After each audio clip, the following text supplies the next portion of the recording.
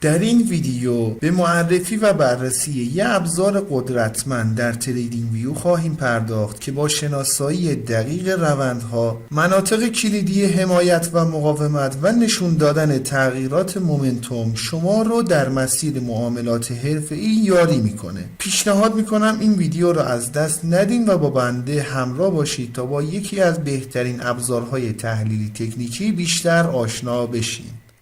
دوستان عزیز سلام، من علیرضا هستم و به کانال خودتون، کانال گلدن تریدینگ سیستم خیلی خوش اومدین. خیلی خوشحالم که با یه ویدیو دیگه میتونم در خدمتتون باشم. اندیکاتوری که در تصویر مشاهده میکنید یه ابزار قدرتمند در تحلیل تکنیکال هست که بر پایه فیلتر کالمن طراحی شده که برای پردازش داده های پیچیده و کاهش نویز در اطلاعات کاربرد داره. این اندیکاتور با تحلیل دینامیک روند و ارائه سیگنال های قابل اجرا به معامله‌گران کمک میکنه تا جهت بازار و تغییرات مومنتوم رو به طور مؤثر تفسیر کنند. اصلی ترین جزء اندیکاتور این دو خط هستند که در واقع هر دو از فیلتر کالمن گرفته شدن، ولی یکی با پریود سریعتر که به قیمت نزدیکتر هست و سریعتر به تغییرات قیمت واکنش نشون میده. دومین جزئی فیلتر کالمن با پریود کنتر هست که مقداری با فاصله از قیمت نوسان میکنه و تغییرات قیمت رو در دراز مدت دنبال میکنه. هنگامی که خط سریع بالاتر از خط کند قرار داشته باشه، خط کند به رنگ سبز نمایش داده میشه و نشون دهنده روند صعودی هست. بالعکس هنگامی که خط سریع پایینتر از خط کند قرار داشته باشه، خط کند به رنگ صورتی نمایش داده میشه که نشون دهنده روند نزولی خواهد بود.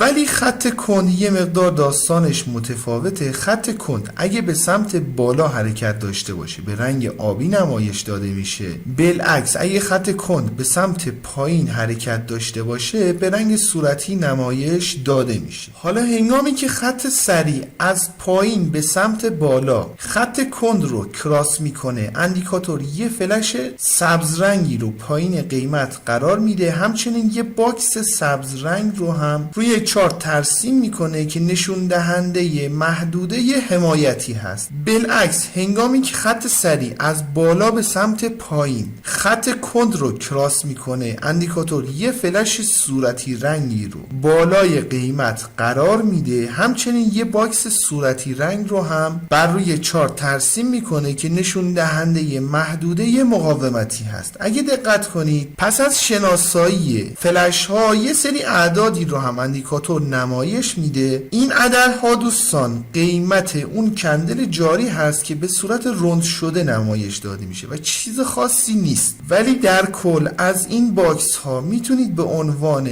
محدوده های حمایت و مقاومت دینامیکی استفاده کنید. هنگامی که قیمت به نواحی حمایت یا مقاومت برخوردی رو داشته باشه و از اونجا برگرده، اندیکاتور یه قابلیتی داره به نام ریتست سیگنال که در قسمت تنظیمات اندیکاتور قابل تنظیم هست و در ادامه ویدیو بهش میپردازیم. حالا اگه این قابلیت فعال باشه، هنگامی که قیمت به این نواحی برخورد کنه، اگر در اون ناحیه حمایتی قیمت حمایت بشه و برگرده، یه علامت مثبت سبز رنگی رو پایین قیمت قرار میده به عنوان سیگنال بازگشت صعودی. بالعکسش رو هم داریم. اگه قیمت به یک ناحیه مقاومتی برخورد کنه و از اونجا برگرده، یه فلش ضربدر صورتی رنگی رو اندیکاتور بالای قیمت قرار میده به عنوان سیگنال های بازگشت نزولی. این سیگنال ها برای ورود مجدد به معامله در جایی که قیمت حمایت یا مقاومت شده میتونه سیگنال های بسیار مناسبی براتون باشه.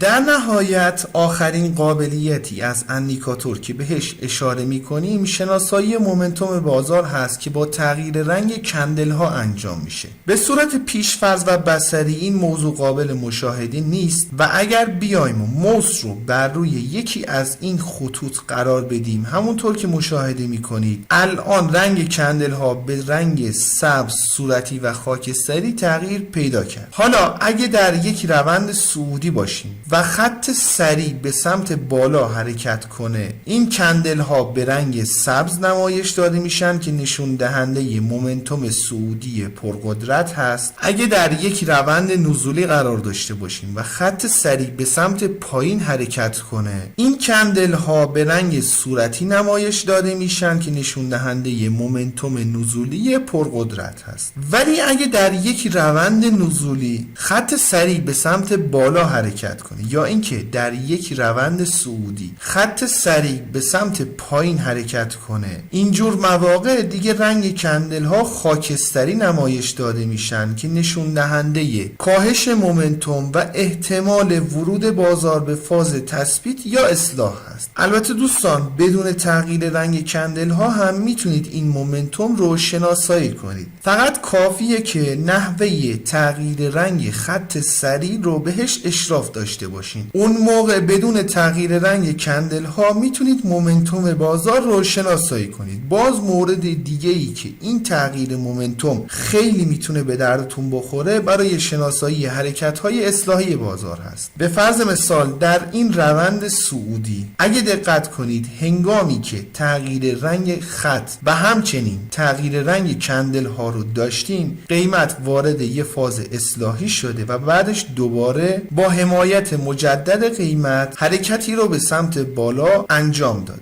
یا در این روند نزولی اگه دقت کنید یکی دو مورد در این محدوده، باز یک بار در این محدوده مجدد در این قسمت همین اتفاق افتاده، یعنی تغییر رنگ کندل ها رو داشتیم، قیمت وارد یه فاز اصلاحی شده، بعدش دوباره با تغییر مومنتوم قیمت در جهت روند قبلی خودش شروع به حرکت کرده. ولی این مورد دوستان همیشگی نیست. بخوام براتون مثال بزنم دقیقاً مثل این محدوده که قیمت وارد یه فاز تثبیت شده و بعدش کلاً روند عوض شده. ولی این مورد دلیل نمیشه که از این قابلیت اندیکاتور به خاطر این مورد نخواهیم استفاده کنیم. این موضوع رو دوستان توجه ویژه‌ای بهش داشته باشین چون خیلی در ورودهای بهینه میتونه بهتون کمک کنه.